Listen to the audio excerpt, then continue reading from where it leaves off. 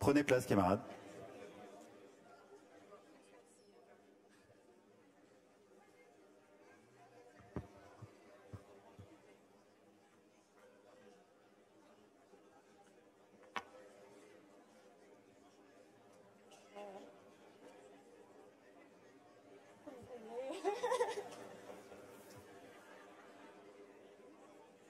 Camarades, s'il vous plaît, on a déjà largement dépassé le temps prévu.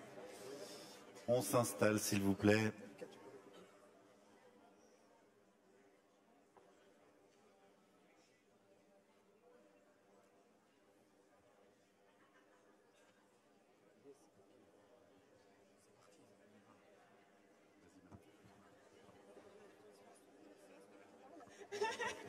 S'il vous plaît, Marie va nous faire quelques annonces. Un peu de silence, merci. Alors le Congrès souhaite un très joyeux anniversaire à deux camarades qui se trouvent normalement dans la salle. Alors Aurélien Scandolara, qui fête ses 33 ans.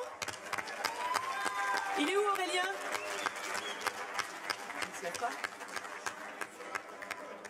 Ainsi qu'à Claude Japon, qui fête ses 56 ans. Bon anniversaire, camarades. Alors, bien sûr, on a rendez-vous avec eux pour l'apéro. Merci les camarades. Donc, Kern au pupitre, il va nous annoncer les résultats des votes sur les parties 1 et 2.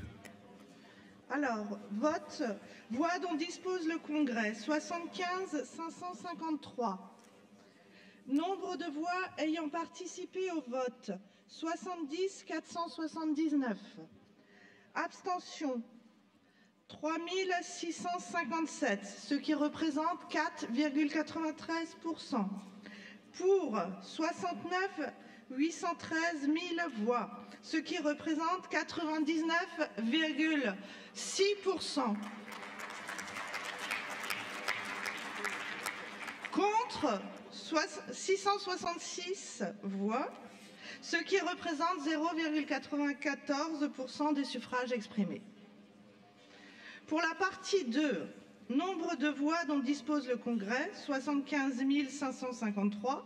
Nombre de voix ayant participé au vote, 68 611, ce qui représente 91,61% des votants.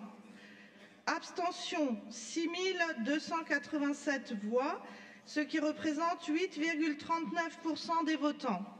Pour, 64 446 voix, ce qui représente 93,93% des suffrages exprimés. Contre, 4 165 voix, 6,07%. 6,07%. Voilà. Merci. Merci Nathalie. Alors, nous ont rejoint nos camarades Frédéric Sanchez, secrétaire général de la Fédération de la métallurgie.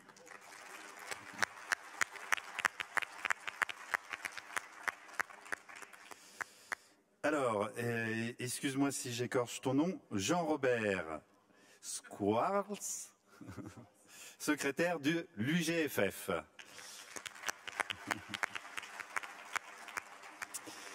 Et notre ancien secrétaire général, Alain Pouchol.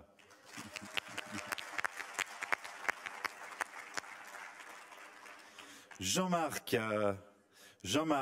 pour l'UGFF, peux-tu nous rejoindre au pupitre, s'il te plaît?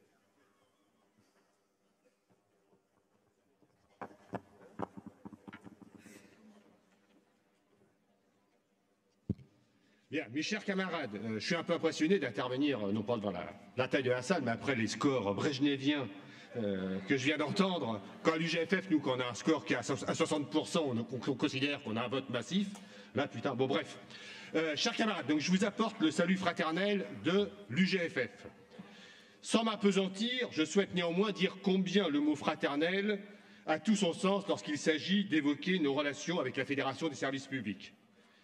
Soyez rassurés néanmoins, je ne prendrai pas trop de votre temps que je sais précieux et ne voulant pas retarder par ailleurs la table ronde qui me succède et qui est très importante. De surcroît, je serais bien en peine de dire mieux et différemment de ce qu'a dit Jean-Bernard Baptiste dans son excellent rapport d'ouverture. Permettez-moi cependant de revenir brièvement sur 2 points.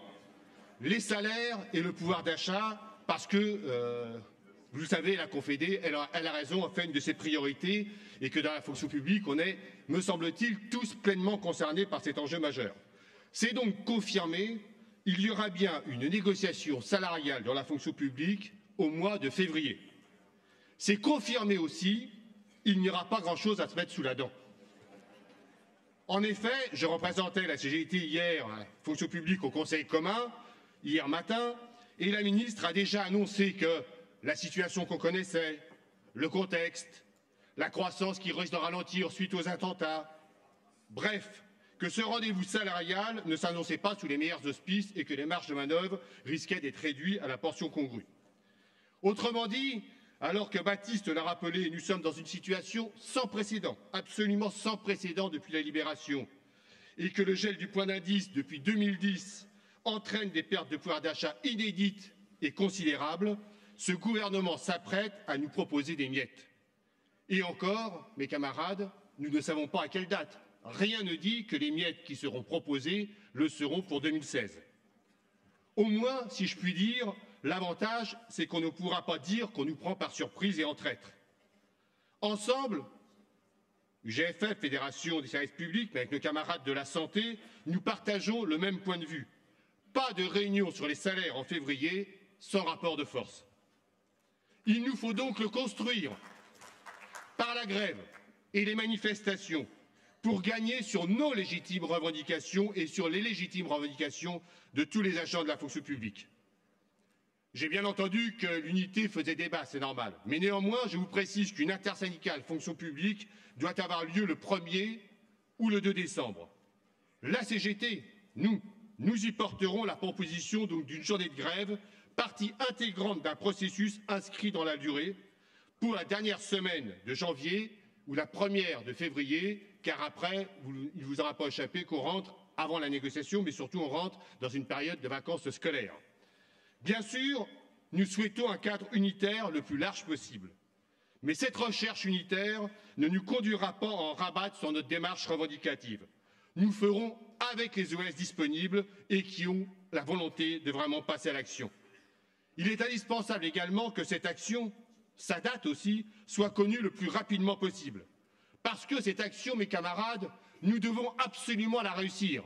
La réussir pour gagner sur nos revendications, la réussir parce qu'il est vital que nous puissions progresser sur ces enjeux aussi importants. Et pour la réussir, je crois que nous avons besoin de la préparer de manière exceptionnelle. Mais je suis convaincu, mes camarades, que si nous sommes aussi tous convaincus, nous avons les moyens de nos ambitions sur ce sujet comme sur d'autres.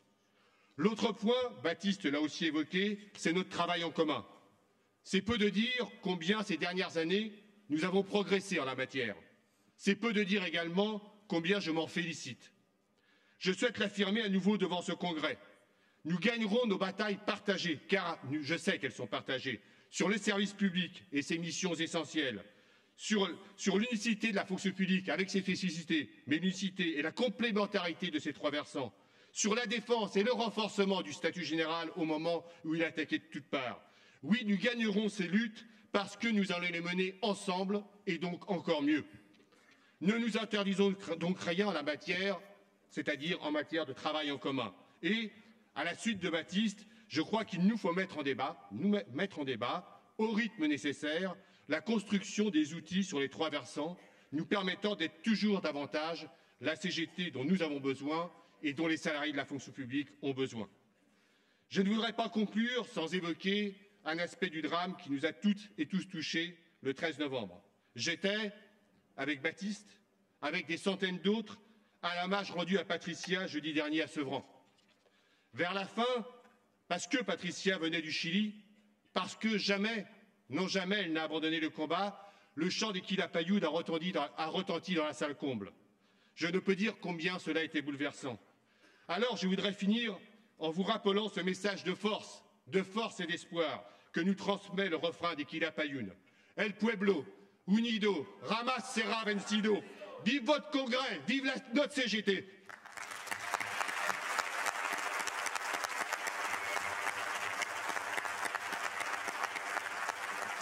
Merci Jean-Marc. Alors, nous allons poursuivre avec notre table ronde sur quel outil syndical pour gagner sur nos revendications, animée par Nathalie Metché. Et nous accueillons autour de Philippe Martinez Sophie Bérou, spécialiste du syndicalisme, maître de conférence en sciences politiques à l'Université de Lyon 2, et notre camarade Stéphane Dumais, secrétaire général du syndicat CGT de Lille Métropole. Nathalie. Merci Jeff.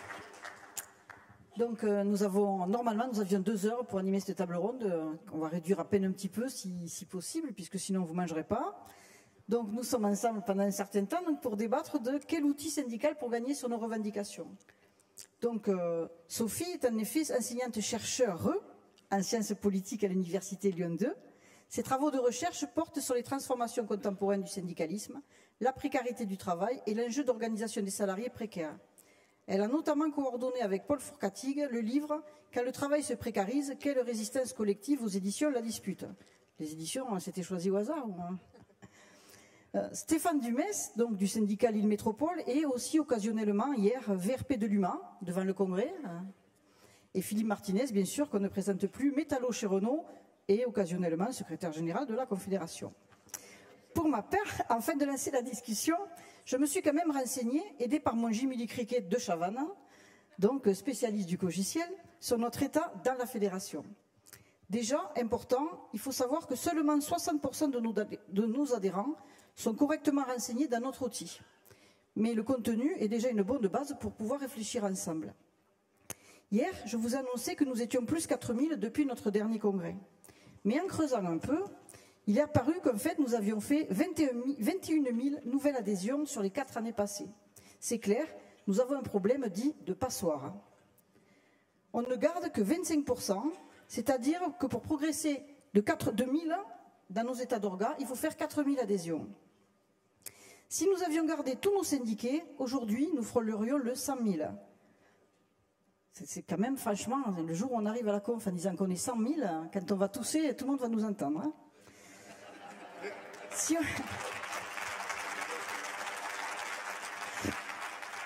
on creuse un peu plus, on se rend compte que les femmes, vous savez que c'est ma grande spécialité depuis le début de ce congrès, adhèrent plus que les hommes à hauteur de 58% en moyenne.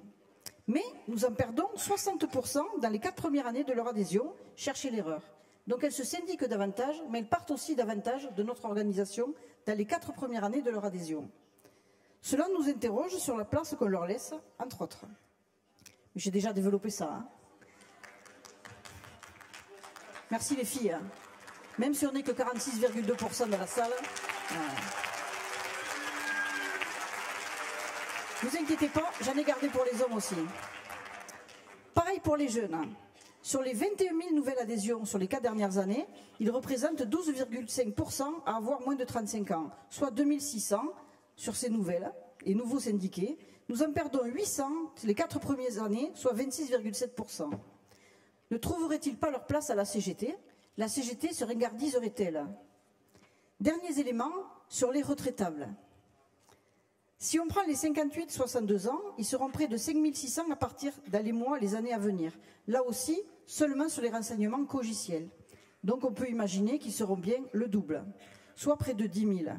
Quelle activité, quelle revendication, quelle structuration pour qu'ils restent, pour qu'ils se retrouvent dans notre organisation syndicale?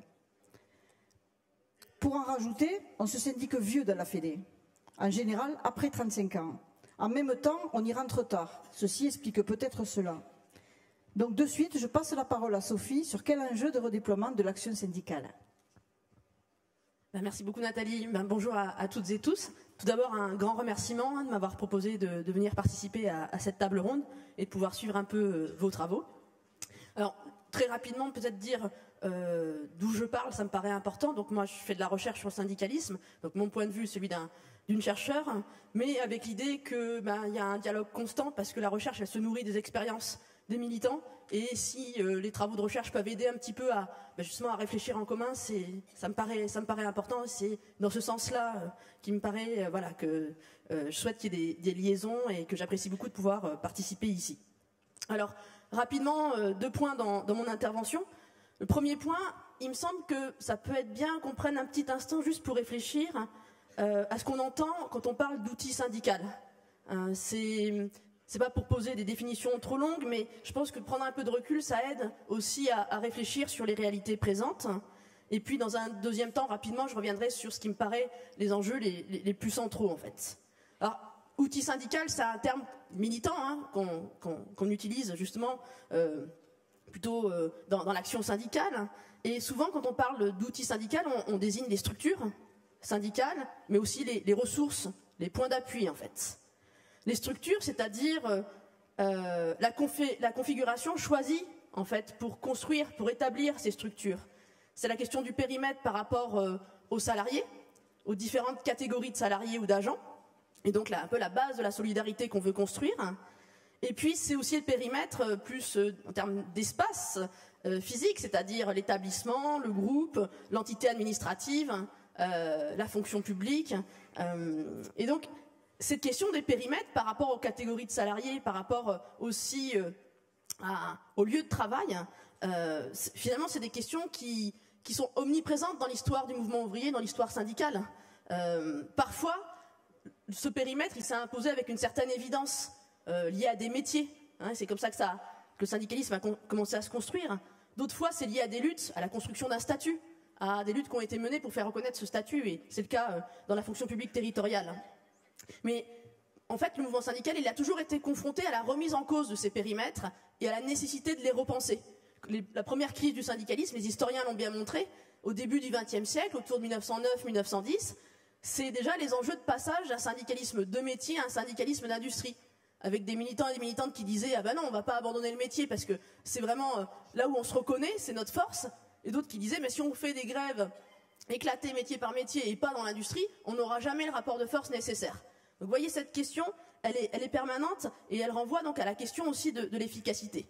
Alors c'est vrai que dans les fonctions publiques, on est confronté à ces enjeux avec le problème de rassembler des intérêts qui peuvent paraître parfois divergents ou dissemblables entre des catégories d'agents, ou parce que on a eu des histoires, je pense par exemple à l'arrivée des agents TOS dans la fonction publique territoriale, des histoires différentes, des constructions différentes de la représentation. Donc il y a tout l'enjeu d'unifier sans réduire les spécificités, de produire une identité commune sur le partage de valeurs, sur le partage de combats communs. Et puis il y a tout l'enjeu aussi de dépendance par rapport à des structures administratives et politiques qui nous sont imposées, notamment par les réformes en cours, et c'est le cas avec la redéfinition des régions, les métropoles, et en même temps la nécessité de coller, je veux le dire comme ça, c'est peut-être péjoratif, mais de coller à celle-ci pour être efficace. Donc, il me semble que derrière ce débat sur l'outil syndical, sur la structuration syndicale, il y a à la fois la question des solidarités et de l'efficacité. D'essayer d'articuler les deux. Quel type de solidarité on veut produire, quelle étendue de ces solidarités et de l'efficacité par rapport au pouvoir existant, en fait. Alors, quand on parle d'outils syndicaux, on pense aussi aux ressources dont on dispose dans l'action syndicale, aux points d'appui, qui peuvent permettre de se constituer en contre-pouvoir. Alors quand je dis contre-pouvoir, c'est pas l'idée de mettre en place un pouvoir syndical, c'est l'idée de trouver des formes de résistance par rapport au pouvoir existant, de conférer de l'autonomie aux travailleurs.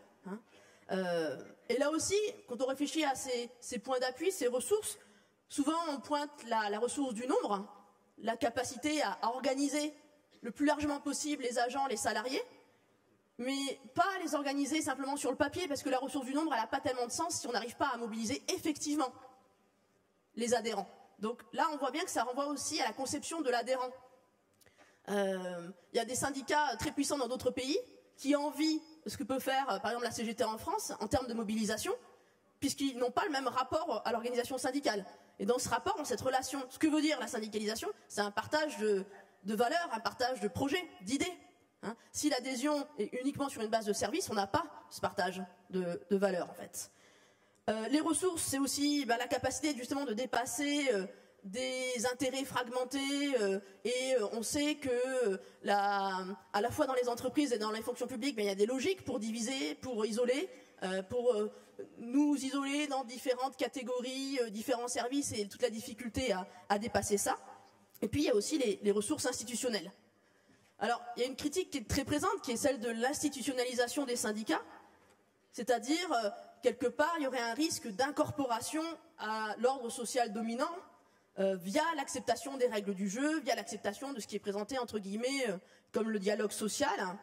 Et ça conduirait donc à un affaiblissement des capacités de mobilisation, de confrontation.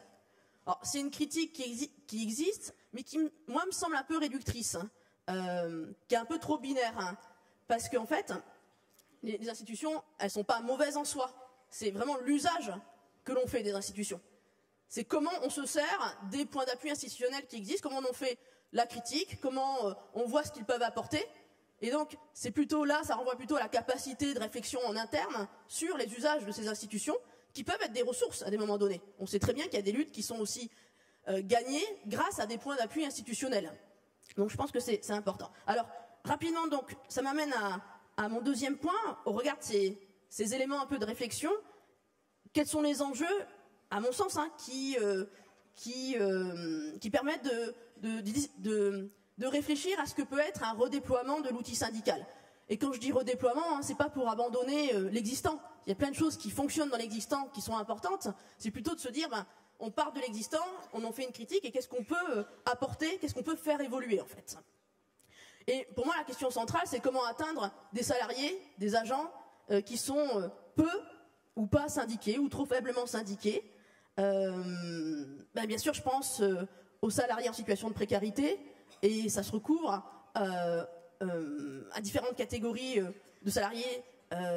On pourrait rentrer aussi par des catégories telles que les femmes, les jeunes. Je vais y revenir en fait.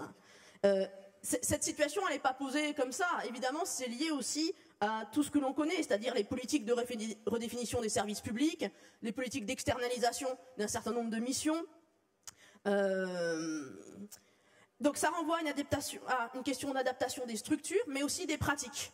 Je pense que la réflexion sur les structures, elle est indissociable d'une réflexion sur les pratiques syndicales, en fait.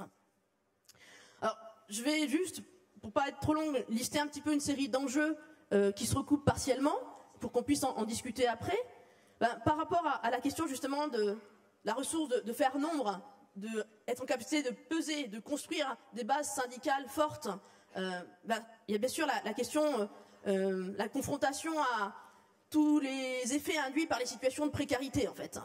Comment atteindre des collègues de travail qui dépendent de fait des collectivités territoriales, mais qui sont peu présents dans les locaux où se joue la plupart du temps l'activité syndicale, dans les locaux, vous me direz si je me trompe, mais des mairies, des conseils généraux, aujourd'hui des métropoles, des conseils régionaux, qui sont peu présents en raison de leur lieu de travail, mais aussi en raison de leur statut de contractuel.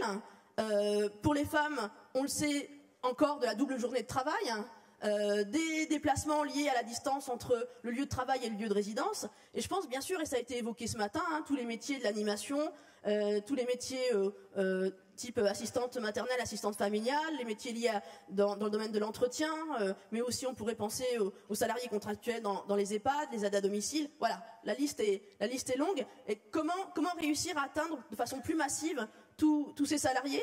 Et on le sait, et c'est des expériences qui sont déjà menées, ça renvoie le plus souvent à des initiatives spécifiques, c'est-à-dire à montrer à ces salariés que le syndicalisme se préoccupe de leur situation. Des initiatives spécifiques en leur direction, des batailles spécifiques sur la précarité. J'entendais dans le témoignage ce matin du journal les commissions de précarité qui sont mises en place dans certains syndicats. Pour moi, c'est vraiment quelque chose de très important pour montrer que c'est dans la hiérarchie finalement, dans l'ordre de préoccupation du syndicat, c'est central en fait. Et je pense que c'est un message vraiment important à apporter à ses collègues, à ses salariés en fait. Comment atteindre les jeunes agents aussi, qui commencent leur carrière, hein. Là, il me semble qu'il y a un enjeu, et là aussi, hein, je sais que c'est débattu, il y a plein d'expériences dans ce sens, pour présenter le syndicat comme une structure ouverte. Hein. Parce que la temporalité de l'engagement pour ces jeunes agents n'est peut-être pas la même, hein, que celle qu'elle a été pour d'autres, pour leurs aînés en fait. Tu le disais, hein, finalement, on rentre plutôt dans le syndicat à 35 ans. Ben, on sait que c'est complètement lié au parcours avant, au parcours professionnel, à la précarité.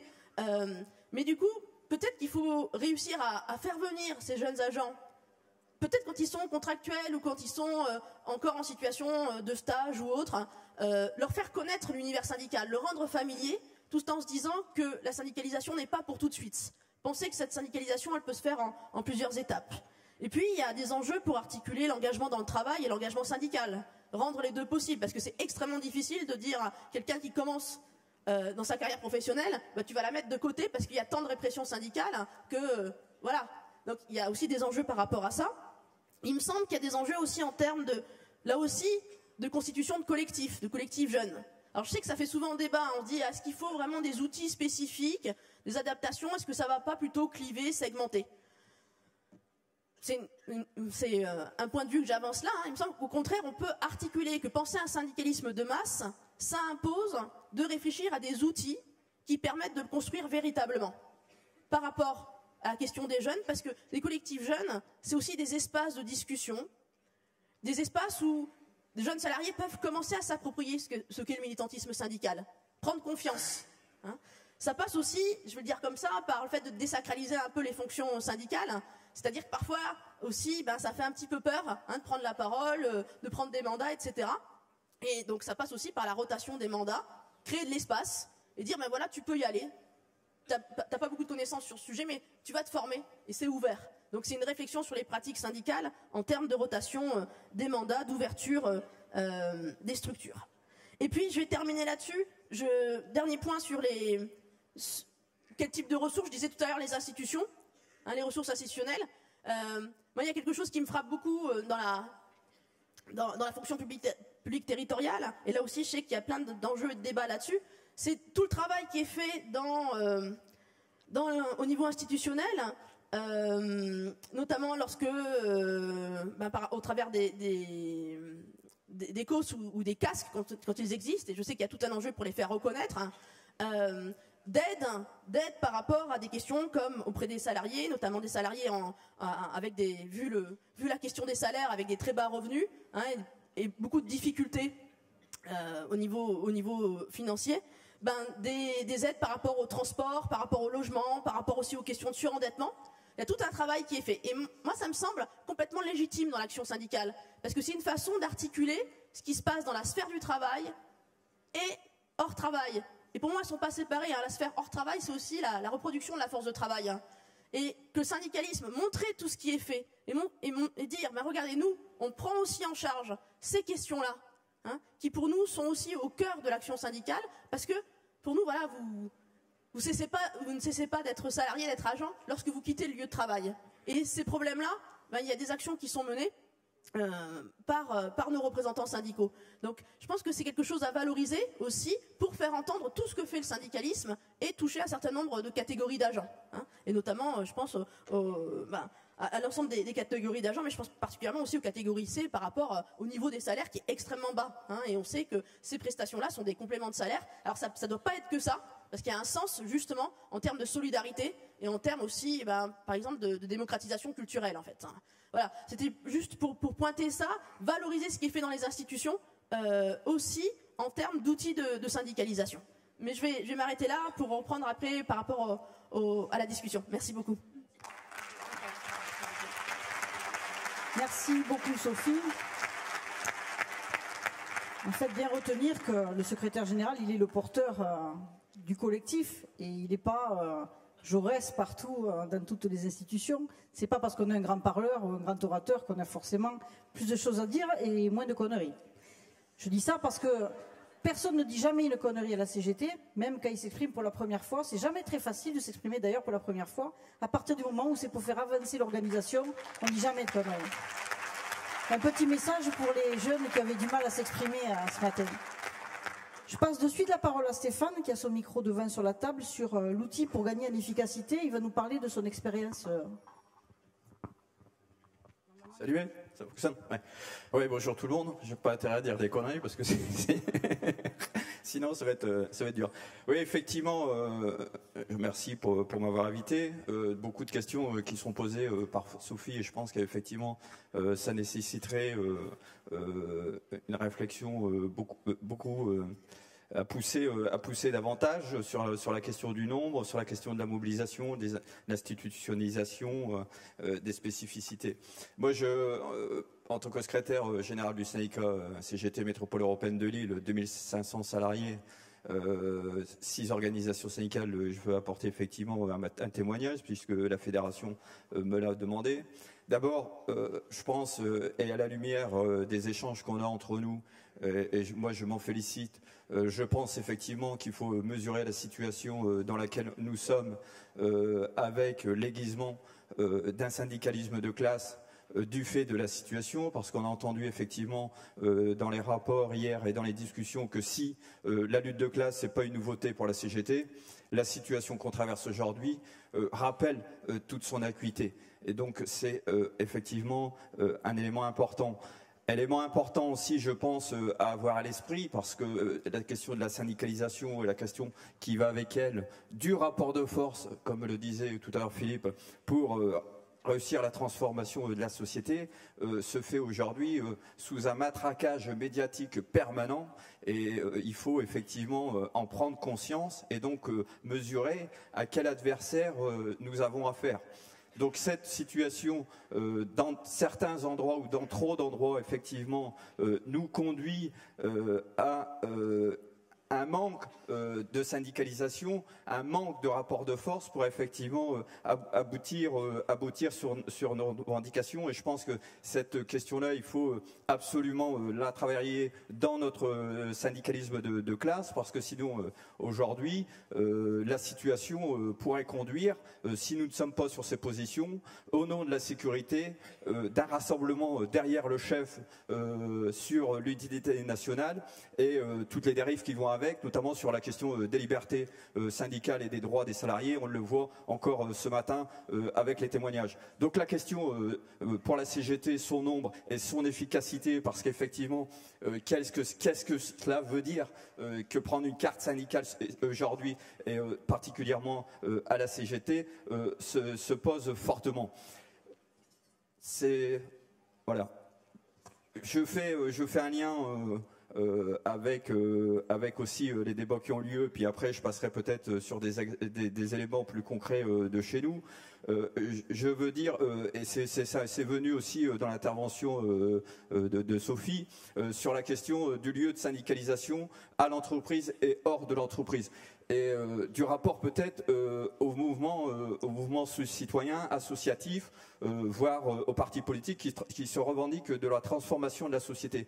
Et je crois qu'aujourd'hui, et aussi avec les interventions qu'on a pu entendre, bien effectivement, le syndicalisme doit sortir de l'entreprise, mais il doit aussi être acteur dans cette société, et avec aussi le champ politique, au risque sinon de laisser le champ libre, si jamais on dit tous les politiques ou les politiques, etc., sans nuance, on fait un boulevard pour celui aujourd'hui qui, grâce au matraquage médiatique, apparaît comme le seul qui fait la différence. Donc c'est extrêmement important d'avoir dans ce cadre-là notre syndicalisme à sa place, avec et hors de l'entreprise. Et d'ailleurs, un exemple concret, mais il y en aurait d'autres qui pourraient être donnés dans la salle, je pense, par les camarades. À partir du moment où on sort les conflits d'entreprise, autant en ce qui concerne les revendications spécifiques ou des enjeux de société, on change le rapport de force. Et je pense que d'ailleurs, et pour nous en tout cas sur la métropole européenne de Lille, nous gagnons aujourd'hui sur un rapport de force de pensée, un rapport de force idéologique et un rapport de force de ce fait électoral que nous avons réussi à construire sur 2 mandats.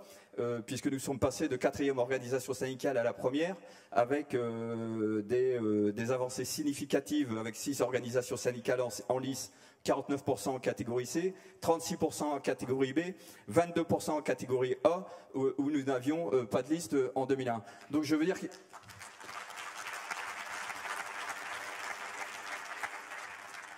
Donc effectivement, la question de l'expression de la CGT, de sa constance de l'expression sur des positions de classe, c'est-à-dire des positions de réflexion, quels que soient les gouvernements, et sa permanence dans le temps, effectivement, nous permet de construire des rapports de force.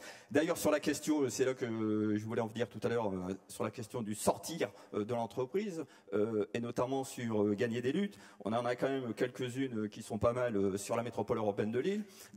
Une par exemple qui est extrêmement importante, celle des 35 heures, puisque la métropole européenne de Lille, c'est 35 heures, c'était 35 heures, et c'est toujours d'ailleurs 35 heures dans les années 1984, hein, donc c'est quand même pas rien, c'est presque 2 décennies avant la loi de 2001, et on avait, enfin, une tentative de l'administration et de la direction était de passer à 37h30.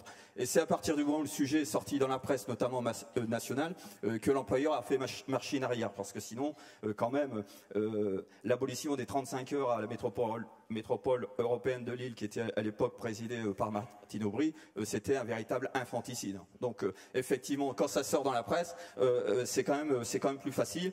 Aussi, sur une expérience, il y a des camarades qui en parlaient tout à l'heure, moi sur un grand service public national de l'eau, bien évidemment, je suis preneur. Sur la renationalisation des services publics, je suis preneur. Et en l'occurrence, ici, c'est un combat qu'on a mené ces 3 dernières années, c'est de reprendre en régie la production des eaux qui était en délégation de services publics, et où il y avait eu 150 millions de provisions qui avaient été faites et qui avaient été ni employées sur l'OD des usagers. Donc c'est 3 ans de combat avec les associations, avec des partis politiques, et aujourd'hui c'est une régie publique qui est mise en place. Et la presse aussi, l'externalisation de la lutte, c'est très récemment avec le département du Nord, le nouveau président de droite, Monsieur Le Cerf, qui annonce 350 suppressions d'emplois et qui traite les sapeurs-pompiers d'armée mexicaine. Donc mal lui en a pris, puisque les pompiers se sont mobilisés, et on vient d'apprendre ce week-end que le vice-président élu au SDIS vient de poser sa démission. Donc on voit, et là effectivement on voit l'intérêt et la convergence entre services publics, agents des services publics et les usagers des services publics, qui pour le coup manifestent leur solidarité avec les pompiers. Et là ça prouve effectivement une efficacité. Donc je pense que c'est effectivement des éléments importants. Je ne sais pas si peut-être que je peux arrêter un peu là, dire, peut-être que je reprendrai la parole tout à l'heure, je ne sais pas. Effectivement, sur la pratique syndicale, quel outil syndical, je le dis, c'est dans le journal, c'est pas l'humour, mais c'est dans le journal de la CGTML. Effectivement, aujourd'hui, on sort ce journal à 2000 exemplaires. Il est diffusé tous les mois depuis 15 ans, et c'est véritablement le vecteur qui nous permet d'aller à la rencontre des salariés et de répondre aussi à tous. Et de répondre à tous. Ce qui veut dire aussi sur la question de la syndicalisation très précisément. Nous sommes passés sur le même mandat de 100 à 350 adhérents, avec bien évidemment des adhérents en catégorie C. On a encore 50% de nos adhérents en catégorie C, mais aussi chez les B, chez les A, chez les A+. Donc c'est quelque chose d'important. Et quel outil syndical? Quand on dit l'outil syndical de classe ou de lutte de classe, c'est véritablement, comme disait notre camarade Krasuki, puisqu'il y a un petit peu à l'honneur dans ce congrès, il faut cultiver notre maison syndicale, travailler notre jardin syndical, ouais, parce que sinon la nature a horreur du vide. Et donc, quand l'idée de vie syndicale, c'est véritablement, je pourrais pas tout développer ici, mais c'est vraiment une organisation. Enfin, dans organisation syndicale, comme je dis toujours aux camarades, le premier mot c'est organisation. Donc pour le journal, c'est un collectif d'organisation. Pour les cadres, c'est un collectif cadre. C'est un collectif femmes dans notre organisation. C'est un collectif retraité. C'est un collectif jeune. C'est l'impression du journal, mais c'est aussi avec les jeunes, notamment la question de Facebook, la question du blog ou la question d'Internet qui mettent en place. Et peut-être aussi 2 choses. C'est que quand j'entends, parce qu'effectivement, c'est le rapport de force pour transformer la société. Et donc, d'un syndicalisme CGT de classe, je veux dire qu'effectivement, quand j'entends les chiffres de la fédération, notamment sur le fait que nous réalisons 21 000 adhésions, ça nous a... C'est pas possible, enfin, je veux dire, ça doit nous interpeller en tant que potentiel d'organisation et de construction de notre organisation, parce que 21 000 nouvelles adhésions, on va faire quelque chose, parce que c'est pas possible qu'on en conserve que 4 000. D'autant plus s'il y a des secteurs où effectivement il n'y a pas ce phénomène de perte de l'adhérent. Donc ça veut dire qu'aussi, bien sûr, dans notre syndicalisme, c'est être porteur de valeurs, de transformation, de solidarité, de paix, de fraternité, d'autres répartitions des richesses. On l'a encore vu hier avec Denis Durand, parce qu'effectivement, après, il va y avoir ceux qui vont nous dire, comme disait Talbot, que c'est pas possible, etc. Enfin, les braillards, comme il disait dans son intervention. Aujourd'hui, il y a effectivement de quoi changer cette société.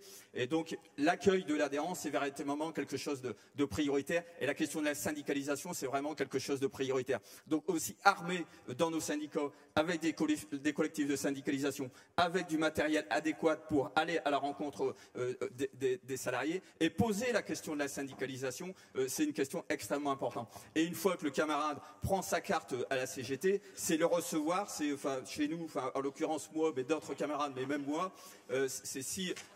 ouais, je n'ai pas le temps de le lire, j'arrête à l'heure. Si effectivement, bon ça va, ça plaît, c'est bien. Félicitations d'ailleurs. Voilà. Donc effectivement, recevoir l'adhérent, l'accueillir convenablement, afin que dès son arrivée, il trouve sa place dans l'organisation syndicale, lui expliquer le fonctionnement, quelques éléments, mais c'est 1 heure de rencontre, et après c'est effectivement la proposition de la formation d'accueil du nouveau syndiqué qu'on met en place dans l'entreprise, c'est la présentation du cursus, et c'est lui dire, voilà, tu prends ta carte à la CGT, il faut que tu participes avec nous à la transformation de la société, et il faut que tu trouves ta place dans cette organisation. On a le devoir de te recevoir et de te proposer d'y trouver ta place. Et donc, effectivement, avec cette organisation, les collectifs jeunes, retraités, alors ils savent écrire, ils savent dessiner, mais en tout cas, il n'y a pas un adhérent qui ne sait pas faire quelque chose. Et donc ça, c'est véritablement, c'est cette richesse-là qui nous permet aujourd'hui, effectivement, de gagner,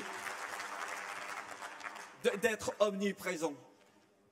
Et par exemple, donc dans cette première rencontre, dans cette première heure avec le nouvel adhérent, une fois qu'on a présenté cette maison CGT, cette maison commune, celle qui va être la sienne, celle où il prendra tout de suite l'engagement dans un secteur d'activité ou qui réfléchira, il pourra partir aussi avec une participation concrète dans son engagement syndical, et notamment chez nous, c'est ce qu'on lui propose, c'est lui dire, voilà, peut-être que ta première action, ce sera de faire un article dans ton journal maintenant, dans le CGT Info, en disant pourquoi tu viens aujourd'hui à la CGT, et ça, effectivement, c'est quelque chose qu'on fait, et c'est quelque chose qui permet de donner du sens et de la dynamique dans la collectivité. Et on l'a encore dans notre journal qui est en disposition, j'en ai ramené quelques-uns, ou qui est sur le blog.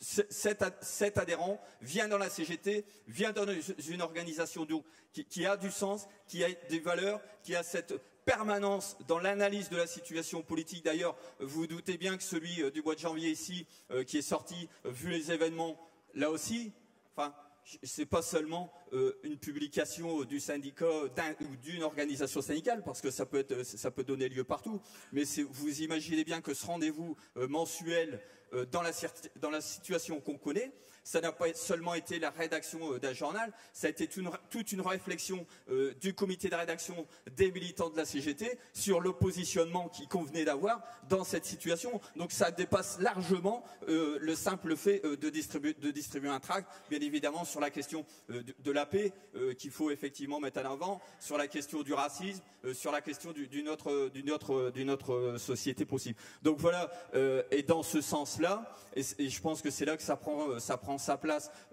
pour revenir un petit peu à ce que disait Sophie, c'est qu'effectivement, quelle conception de l'adhérent, et bien effectivement dans la CGT, on a une conception certainement différente des autres du fait de notre position de classe, et ça je pense que c'est extrêmement important. Et aussi peut-être une dernière chose avant de rendre la parole, qui est pas insignifiante, et je pense que dans la situation qu'on traverse, c'est intéressant de l'avoir à l'idée, c'est qu'à travers ces 15 ans d'évolution de la politique et de la qualité de vie syndicale dans l'entreprise et de l'omniprésence de la CGT, nous avons imposé le respect de l'organisation syndicale dans l'entreprise et le respect des agents. Et ça, c'est quelque chose d'irremplaçable. Je vous remercie. Merci Stéphane.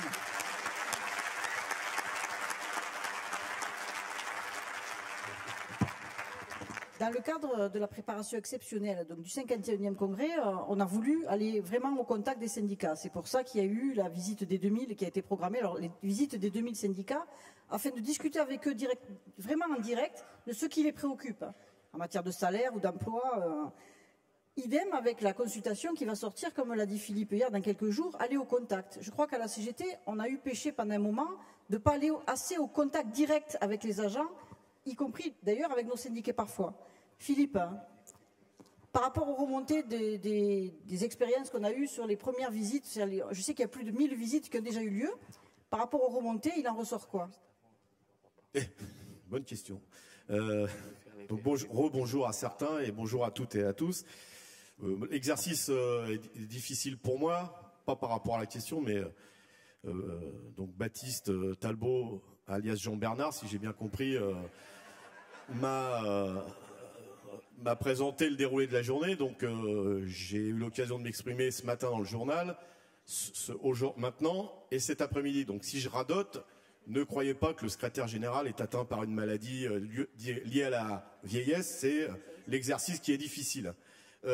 Première chose que je veux dire, par rapport à ce qu'a dit Sophie, le nombre est important. Le nombre de syndiqués est important et c'est une des différences avec d'autres syndicats en France notamment, c'est qu'on est évidemment de classe, mais on est aussi de masse. Et si on veut que la CGT soit le syndicat qui reflète le mieux la diversité des salariés et des retraités dans ce pays, eh bien, il faut qu'on soit de masse. On n'est pas une avant-garde éclairée qui réfléchit et qui pense à la place du plus grand nombre. Et de ce point de vue-là, effectivement, je tiens à le dire, la CGT se renforce. Votre fédération en est l'exemple, mais contrairement, on dit toujours qu'il faut se méfier de ce qu'on dit dans les journaux, contrairement à ce qui a pu être véhiculé sur perte de 50 000, 100 000 adhérents, la CGT, si on continue à bien bosser comme ça jusqu'à la fin de l'année, aura plus d'adhérents cette année, enfin en tout cas sur l'année 2014, parce que vous savez qu'on a toujours un an de décalage, que sur l'année 2013. C'est bien aussi de dire que dans cette période compliquée, que la CGT se renforce. Évidemment, dans un contexte, mais qui n'est pas nouveau, où la première cause de non-syndicalisation en France, c'est la répression. C'est-à-dire que tout le monde dit qu'il faut beaucoup de syndiqués, surtout les patrons, mais à condition qu'ils ne soient pas la CGT. Donc ça, c'est un problème. Ça, c'est un problème. Et il faut aussi le dire. Moi, par rapport à la question que tu poses, Nathalie, les premiers retours qu'on a de ces 1000 visites, et que c'est pas, je tiens à le dire, cette démarche, c'est pas de la com avant le congrès. Ça devrait être une démarche naturelle de la CGT, quelle que soit la période. Et donc, l'idée des 2000 visites, c'était pour zoomer sur la démarche qu'on veut proposer, mais après le congrès, il faut continuer à aller voir les syndiqués et les salariés. Je tiens à le préciser. Évidemment, ils sont satisfaits de nous voir, ils sont satisfaits de pouvoir s'exprimer.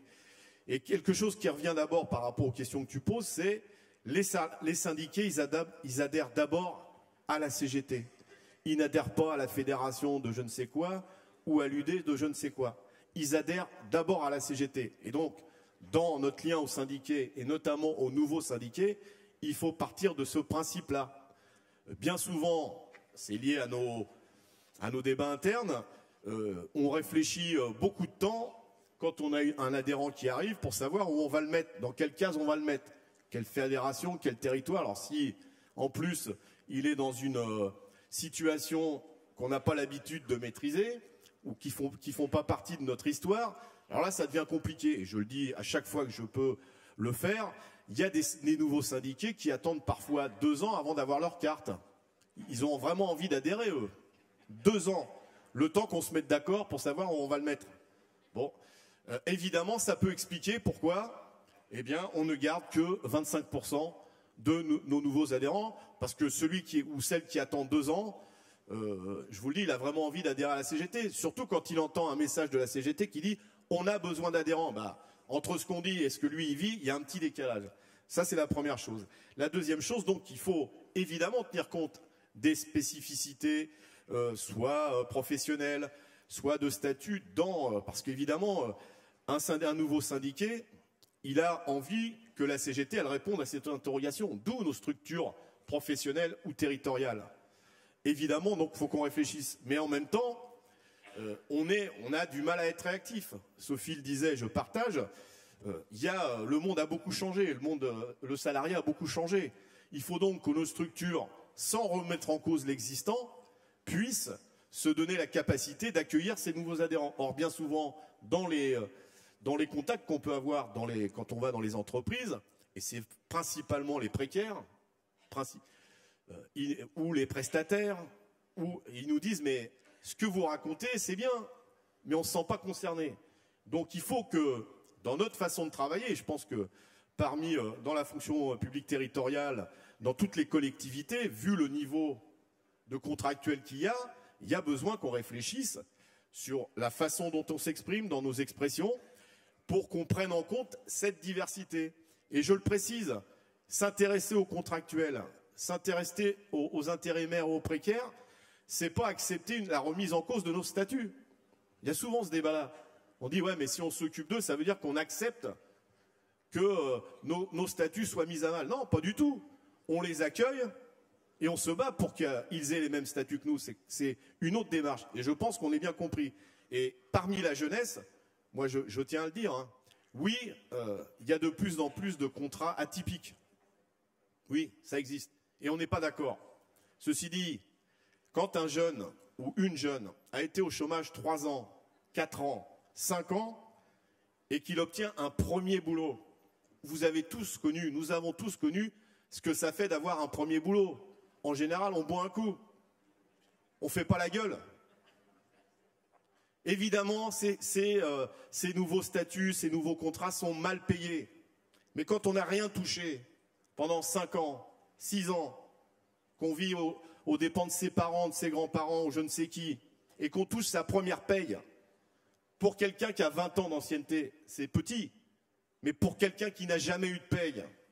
Donc, vous voyez ce que je veux dire? C'est-à-dire qu'il ne s'agit pas de s'adapter, mais il s'agit de prendre en compte la situation de nombreux jeunes qui arrivent dans les entreprises sous des formes que nous n'avons pas forcément connues, mais qui pour eux est un événement. Et donc la question qui nous est posée, c'est de dire, venez, rentrez dans nos entreprises, rentrez dans nos collectivités, et on va faire en sorte qu'on puisse avoir tous le même statut, tous la même paye, parce qu'à qualification égale, on doit avoir la même paye. Je pense que c'est une vraie réflexion qu'on doit avoir rapidement, parce que sinon, on va en voir passer des jeunes à côté de nous en nous disant « on reviendra vous voir quand vous parlerez de nous ». Ça me paraît essentiel.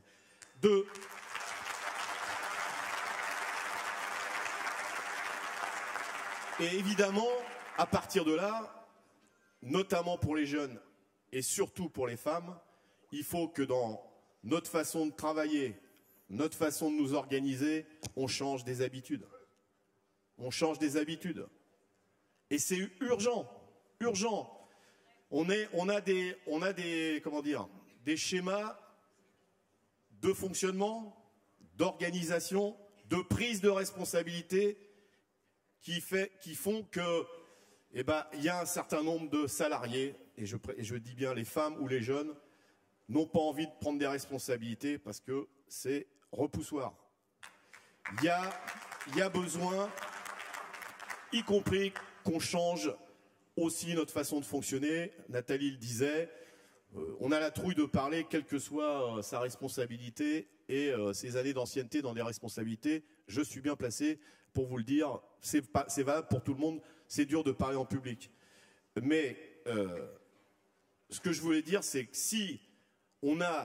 quand on accueille des nouveaux syndiqués, quand on dit il faut des femmes à des responsabilités, qu'on leur donne nous-mêmes, enfin qu'on leur dit le schéma, le parcours entre guillemets le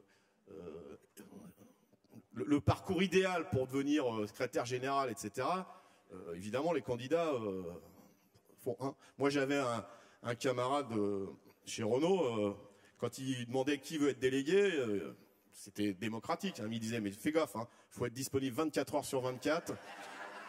Vous l'avez jamais vécu, ça? Faut venir le matin au tract et le soir, machin. Bon, évidemment, il était toujours candidat pour être délégué. Hein. Faut se dire les choses. Il faut se dire les choses. Parce que je vais être long, deux dernières choses. C'est, il y a besoin que nos structures évoluent, je l'ai dit, et en même temps, c'est un vrai débat sur notre rapport aux institutions. Il faut qu'on sache faire la part des choses entre ce qui est du ressort de l'institut, ce qui est une institution, ou en tout cas un endroit où on parle des préoccupations des salariés, et des endroits qui sont de plus en plus importants où on nous occupe, mais sans jamais parler de la vie des salariés. Et ça, c'est collectivement qu'on va trancher.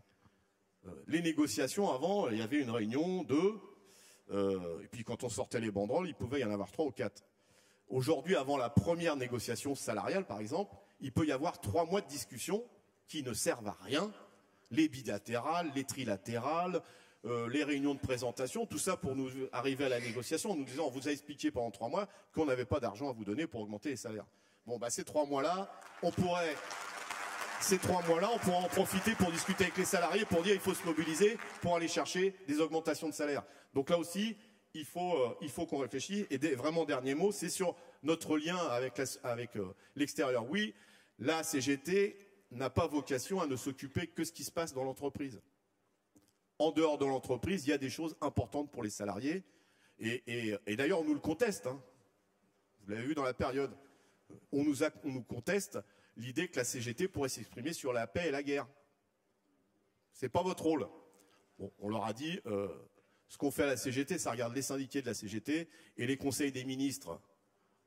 Pas celui du mercredi, mais les conseils réguliers des ministres ou ceux des patrons, les discussions, ils les font justement au conseil des ministres le mercredi ou au congrès du MEDEF, mais pas dans la CGT. Donc, par contre, oui, il faut qu'on s'occupe de l'extérieur. Moi, je pense que sur des questions que tu développais, autour des COS et tout ça, l'esprit de solidarité, la bonne solidarité, pas la mendicité, l'accès à la culture, etc., c'est de notre responsabilité.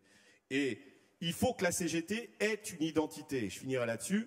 Oui, il faut discuter avec d'autres. Je sais que c'est un débat. Des associations, des partis politiques, d'autres syndicats. Enfin, quand on ne peut pas se mettre d'accord, c'est pas la peine d'insister, mais c'est une aspiration des salariés. Mais il faut discuter avec les autres à partir d'une réflexion CGT. On ne veut pas se noyer dans la masse, y compris avec des organisations politiques ou associatives qui sont proches de nous. L'expérience, la période que nous vivons est intéressante. C'est bien que la CGT ait fait des déclarations sur l'état d'urgence dans la période. Parce qu'on a une position. Parce que si on regarde bien le paysage qui nous entoure, y compris politique, vu le vote de l'Assemblée nationale, c'était quand même bien que la CGT, elle ait son identité CGT dans la période. Voilà.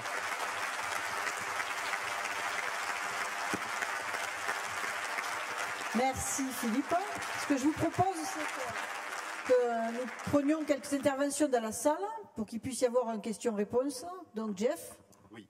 Alors, avant de passer la parole à la salle, nous avons été rejoints par 2 illustres camarades, Pascal Joly, membre du bureau confédéral, et Roland Zalengro, ancien responsable fédéral à la politique financière. Alors, j'appelle Abdoul Diallo au micro numéro 4 et Colline Pour se prépare également au micro numéro 4.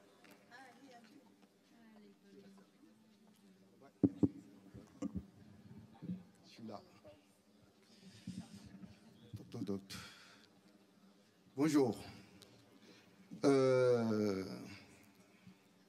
La question en outil syndical pour la satisfaction de nos revendications, l'outil, on l'a à travers nos structures. Mais il faudra qu'on respecte nos structures. Quand on le respecte, et après se poser la question, comment s'en servir justement pour aller à la satisfaction de nos revendications. Le contexte du moment, je crois que ça n'échappe à personne. Donc il faut plus se poser la question.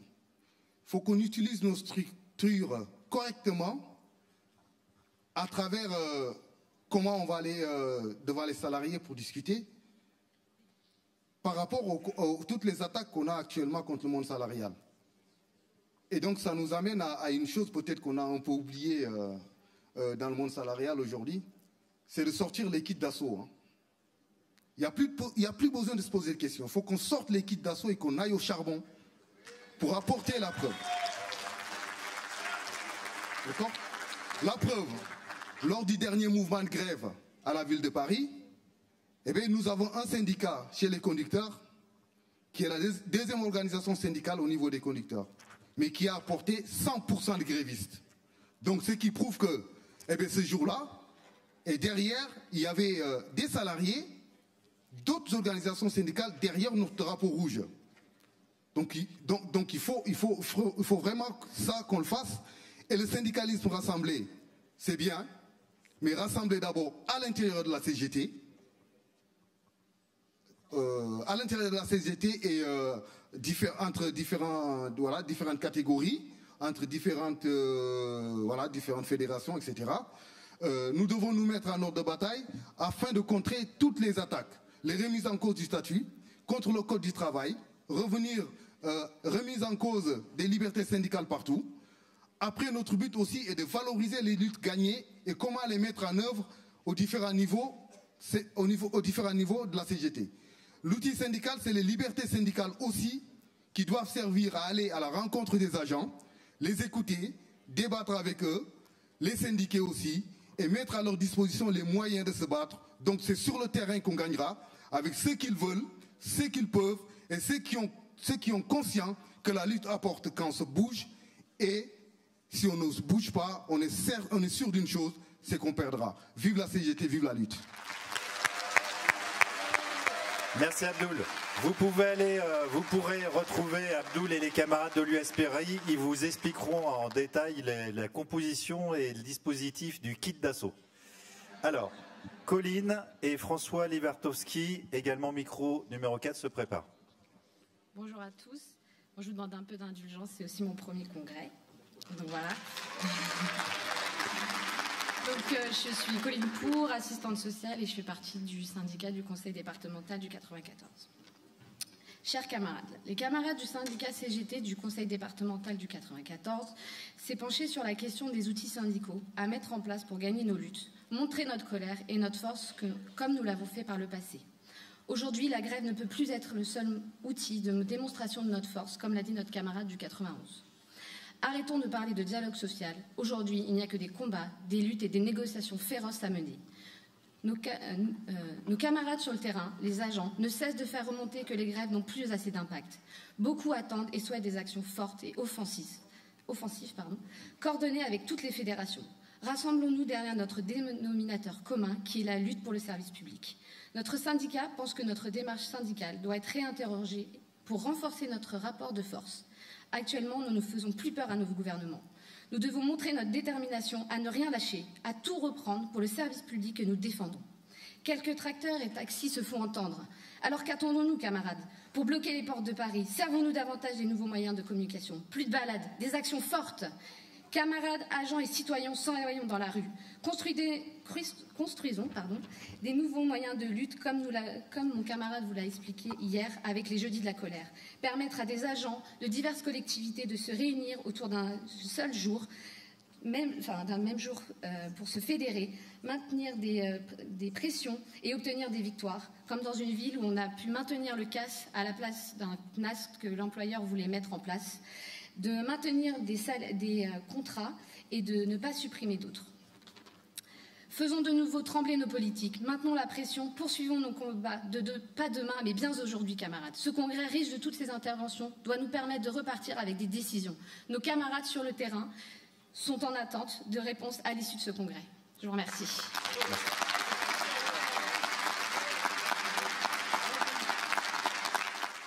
Nous avons une dizaine de demandes d'intervention. Je me tourne vers Nathalie. Peut-être que les... Oui, on fait une question-réponse quand il y a des questions de poser bien précises, ou bien on laisse la parole, on laisse 4-5 inscrits, et après on voit, on ramasse sur la tribune, en sachant que, par contre, tu me diras l'heure. Voilà, pour qu'il puisse y avoir une discussion. Et un vrai débat, comme dit nos camarades de Normandie. Donc on va écouter François, ensuite Bruno Beaufils, toujours micro numéro 4, ensuite Ahmed Merakchi au micro numéro 3, et on passera la parole, on fera les retours avec nos invités. François. Oui, bonjour camarades. On a donc un débat sur l'outil syndical, et je suis convaincu qu'il faut l'améliorer. Mais je suis tout autant convaincu qu'on ne doive pas s'engager dans un changement des statuts de la Confédération et dans une régionalisation des structures. On traverse aujourd'hui de très très profonds bouleversements, notamment territoriaux. Et notre fédération est bien placée pour le savoir, et les débats de ce congrès en sont une illustration éclatante. Mais toute la situation montre aussi qu'on ne doit surtout pas se précipiter pour envisager un changement des structures. Le gouvernement Valls voulait lui-même aller très vite, voulait changer les départements. Finalement, il a été contraint de reculer, contraint de retarder son opération. Dans ce cadre-là, n'en voyons pas de mauvais signal ou de signal qui pourrait être interprété comme un aveu de faiblesse. Ce n'est pas le moment d'affaiblir les unions départementales au profit des régions, mais au contraire, affirmer et réaffirmer sans cesse, notamment dans le cadre de la préparation du congrès confédéral, ce qui fait la force de la CGT, à savoir ces unions locales, ces fédérations, des instances que nous connaissons, ces unions départementales, parce que ce sont par définition les instances dans lesquelles se mettent en œuvre les conditions de la mobilisation des syndiqués et des salariés et la construction du rapport de force.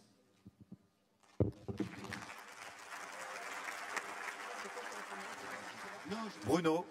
Oui, vous permettez que je reste assis vu mon grand âge. Oui, l'outil syndical, effectivement, j'ai entendu ce que disaient Philippe et d'autres camarades. Il commence déjà effectivement par la syndicalisation. Il se doit être unitaire déjà dans la CGT. Il doit se construire dans nos services avec les personnels à travers donc l'adhésion et ne pas attendre qu'ils viennent, que les personnels viennent à nous, les futurs adhérents. Il faut aller vers eux. Mais bon, j'ai pas les chiffres en tête, mais il y avait combien de milliers de fonctionnaires en 1989 dans les trois versants? J'ai pas le chiffre. Et combien on en a perdu depuis? Pourquoi j'ai pris cette date 1989? Parce que jeune militant, à l'époque, j'ai participé au congrès de l'UGFF, qui était à Bourges, en lien avec le même congrès de la Fédération des services publics, en vue de la création d'un grand syndicat, d'une grande fédération, on l'appelle comme on veut, de tous les fonctionnaires. Et à l'époque, on avait dit dans l'intervention que j'avais lue, si on continue comme ça, chacun dans son précaré, il restera le statut des fonctionnaires, mais sans fonctionnaires. Il restera des outils syndicaux CGT de fonctionnaires, mais sans fonctionnaires. Et la preuve, avec les politiques qu'on subit depuis 30 ans, on est en train de dégringoler. Et là, la grande métropole, on a du souci à se faire, mais grave, très grave. Donc, ensuite, moi je viens d'un syndicat qui était général, de l'éducation nationale, où on fédérait plusieurs catégories de personnel. Avec la décentralisation, on se retrouve un petit peu regroupés partout, ce qui ne nous empêche pas de travailler, notamment sur Paris, avec le corps enseignant, avec la CGT enseignante, dans les écoles, les collèges et les lycées municipaux. Donc ça pose toujours donc, le problème de la CGT dans ces trois versants de la fonction publique. L'outil syndical, il est aussi en lien avec les 1% de la cotisation, ou plutôt l'inverse. Il ne faut pas rater ça. Moi, je me rappelle, avec l'histoire de l'affaire de Thierry Le Pen, on nous disait, voyez où passe votre argent, etc., etc. À la CGT Affaires scolaires, dans la même période, on a fait plus de 30 adhérents. Les mecs, quand ils ont un problème, ils ne regardent pas le prix de la cotisation. Il paie. Il la pose pas la question. Et s'il la pose, on l'explique. Alors effectivement, les autres structures, comme la FSU, etc., n'ont pas sont pas composées comme nous. Ils ont moins de structures à reverser.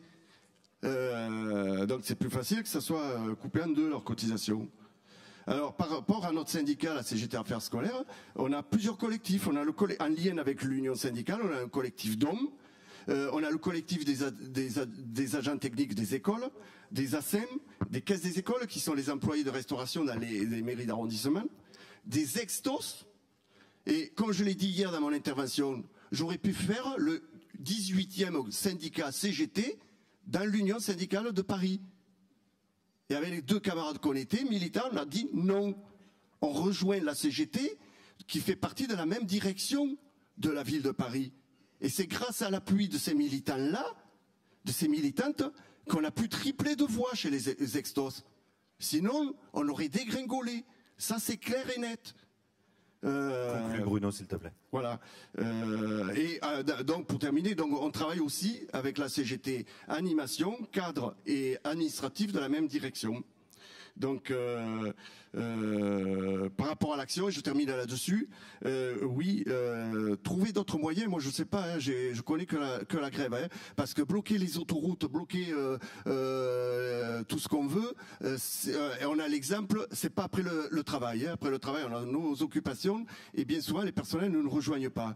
Donc la grève, elle était illicite, elle était illégale, et il y a des camarades qui sont morts, parce qu'ils l'ont fait quand même. Nous, on a tous les moyens légaux, à nous, en termes de militants, déjà d'arriver à convaincre les autres personnels qu'il faut la faire et qu'il faut agir. Merci. Ahmed, micro numéro 3. Et ensuite, on fera un retour. Alors avant tout, j'aimerais dire merci à tous les camarades qui m'ont rappelé que la CGT est une grande famille. J'aimerais intervenir sur un sujet que je n'ai pas retrouvé dans les documents, et c'est en termes d'outils syndicaux.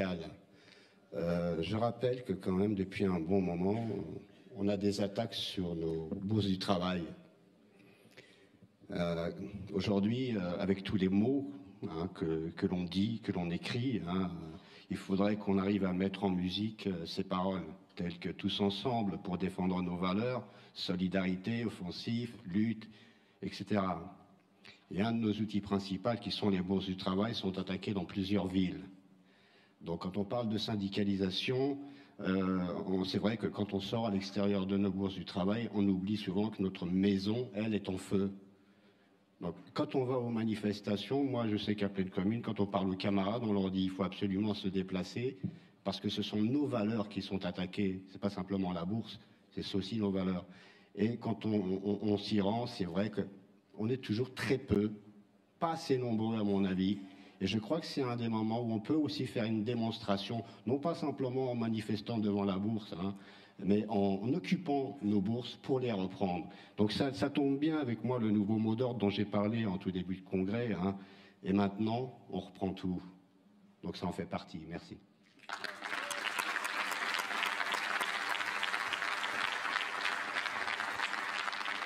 Les interventions qui viennent d'avoir lieu, on entend souvent parler on dit la CGT, mais sans forcément en connaître où les fondamentaux. Les syndiqués, quand ils arrivent, un adhérent, quand ils se syndiquent en général, 80% des cas, ils se syndiquent parce qu'il a un problème qui lui est personnel. C'est une de nos réalités, on le voit bien. Les gens y viennent, on est un syndicalisme mutuel, comme disaient certains camarades. L'objectif, c'est de savoir comment se syndiquer quand il passe la porte de la maison, une fois qu'on l'a eu rencontré, comment on fait pour qu'il reste. Et pour ça, il n'y a pas 36 000 solutions, il faut lui dire qui on est. Parce que souvent, ils ne savent pas qui on est. Toute notre histoire, parce que c'est important de rappeler d'où on vient pour savoir où on va, comme disent des grands philosophes. Mais c'est important aussi de lui donner tous les éléments. Je voulais rebondir par rapport à ça, par rapport aux bourses du travail. Moi, je suis toulousaine, comme mon accent le dit. La bourse du travail, chez nous, elle a été attaquée. Elle a été attaquée fortement. Et la bourse, c'est toute son histoire, que les salariés ne connaissaient pas et que nos syndiqués ne connaissaient pas non plus. Quand on a commencé à éditer des petits livrets en racontant qu'était notre bourse du travail, les maisons où on apprenait à coudre, où on apprenait, comme la formation n'existait pas à ce moment-là, comment les femmes apprenaient à coudre aux filles pour qu'elles trouvent du travail, comment les garçons ils apprenaient à être forgerons à l'intérieur. C'est une vraie bourse du travail où on apprenait un métier. Et on a raconté toute cette histoire de notre bourse. Et bien, l'un dans l'autre, les salariés, ils se sont sentis partie prenante de cette maison qui était notre histoire ouvrière. Et la mobilisation était tellement importante que la mairie a reculé immédiatement et ne nous a pas pris notre bourse du travail. Mais si on parle que d'un bâtiment comme d'un bâtiment vide, si on ne rappelle pas d'où on vient et qui on est et comment on a été construit, l'apport de toutes nos différences qui fait ce que l'on est aujourd'hui, si on ne parle pas de tout ça et qu'on cantonne la vision de la CGT ou au secrétaire général ou à des militants individuels, mais qu'on ne parle pas globalement de qui on est, en effet, on ne donnera peut-être pas envie à nos jeunes de rester dans l'organisation.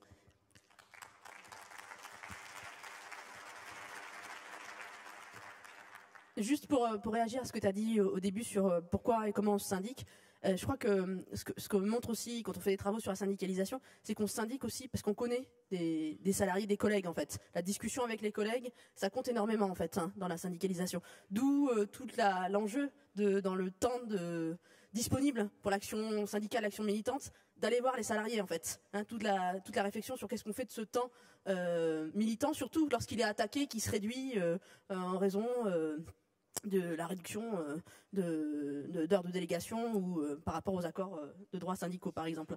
Moi je voulais juste réagir sur les difficultés, ces contradictions auxquelles on est confronté par rapport à l'adaptation des structures syndicales quand il s'agit de repenser le périmètre de la structure syndicale parce qu'on est confronté à une réforme, là en l'occurrence la réforme territoriale, et que cette réforme on la combat et qu'elle est imposée et du coup bien sûr on a l'impression de reculer quand on adapte les structures.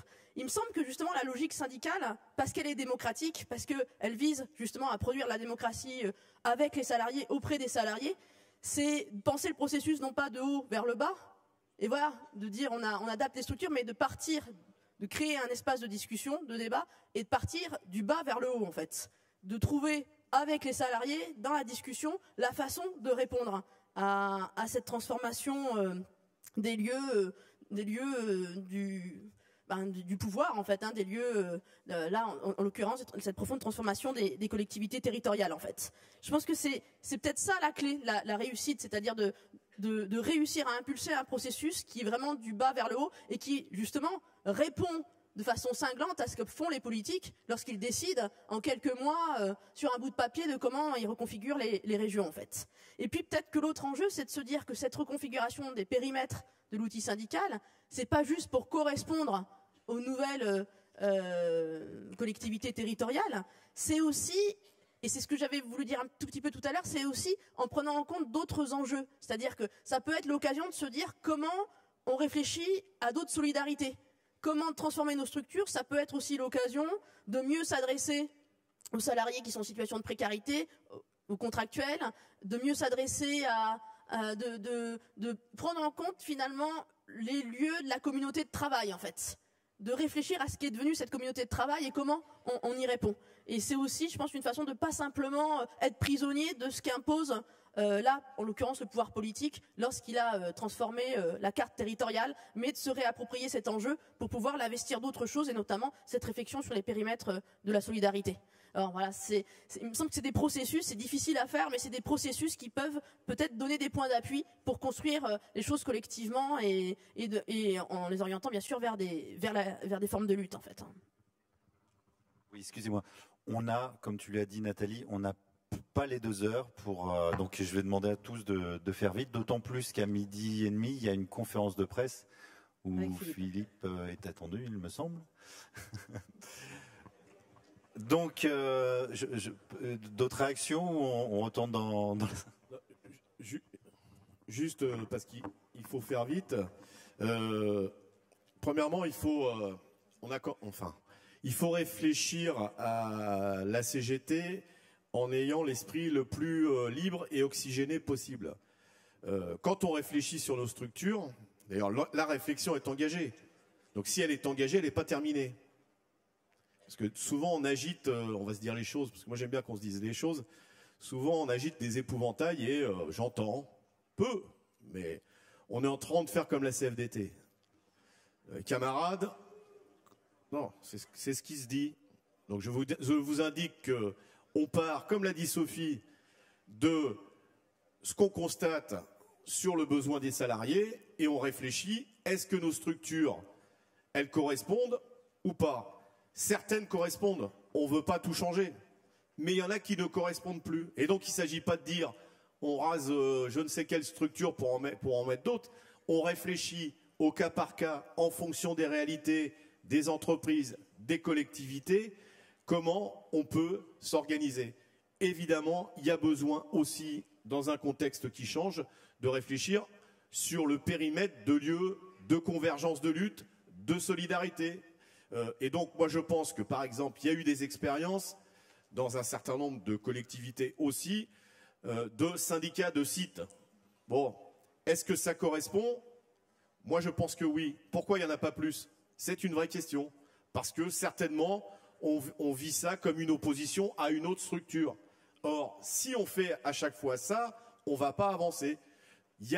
Si le salariat il bouge, il évolue, les statuts sont différents, il faut qu'on ait des lieux d'accueil des salariés qui correspondent pas à une structure peut-être qui existait. Donc, moi, j'insiste là-dessus parce que quand on réfléchit, on est des grands penseurs à la CGT, il faut que ça continue. Il faut réfléchir sans idées préconçues ou sans agiter d'épouvantail. On est confronté à des vrais problèmes, posons-les sur la table, c'est ce qu'on fait, je vous le dis. Il y a une commission qui est engagée, qui a été mise en place au niveau de la Confédération. Elle travaille, mais elle n'a pas fini de travailler. Et le plan de visite de syndicats, toutes les expériences qu'on croise partout où on va, servent de réflexion à, je ne sais pas quand est-ce que ça aboutira, certainement qu'on fera ça en plusieurs étapes, mais à construire la CGT dont les salariés ont besoin et pas autre chose. On rend la parole à la salle sur 2-3 interventions. Oui, alors Malik Guersa, micro numéro 2, Jean-Michel Avondo se prépare au micro numéro 1.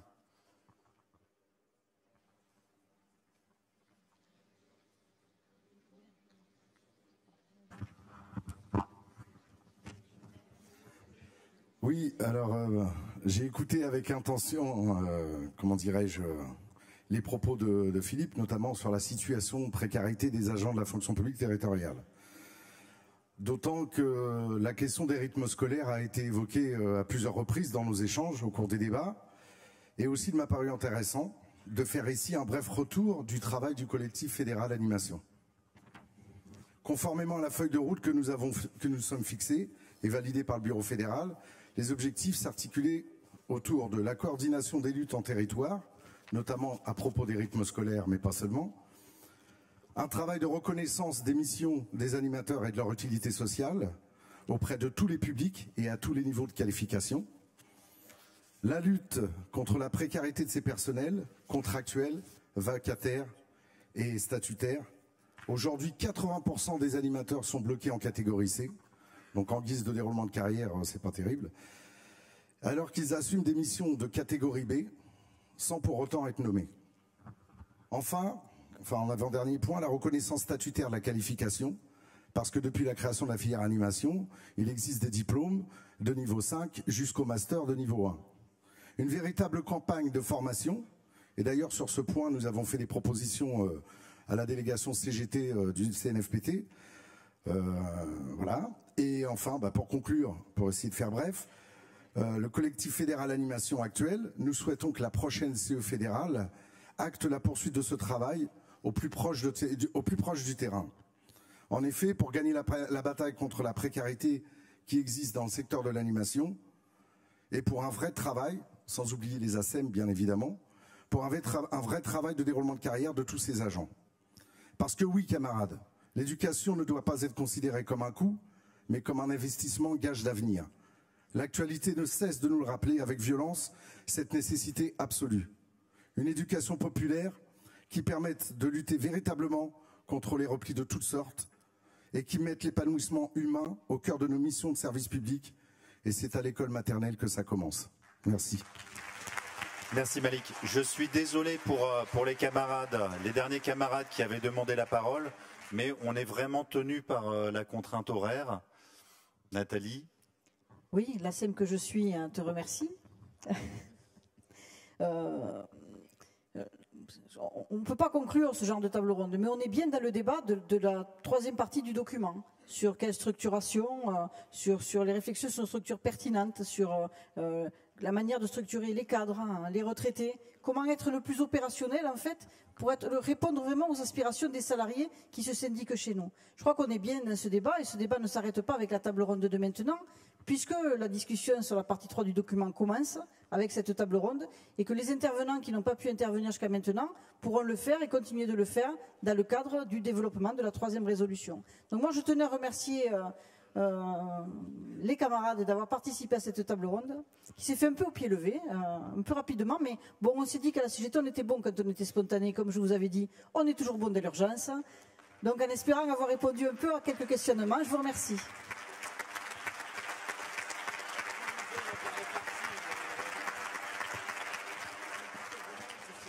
Alors, quelques annonces. D'abord, les copains qui se sont inscrits pour le débat sur les complémentaires ce midi. Donc, je vous rappelle, vous devez vous retrouver à l'espace partenaire.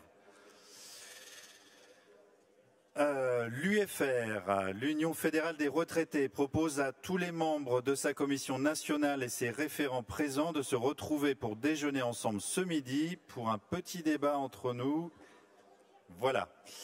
Et enfin, nous vous rappelons que le stand de l'avenir social vous attend. Vous pouvez venir le découvrir et participer à la tombola solidarité pour les classes d'alphabétisation au Sénégal. Merci. Bonne pause.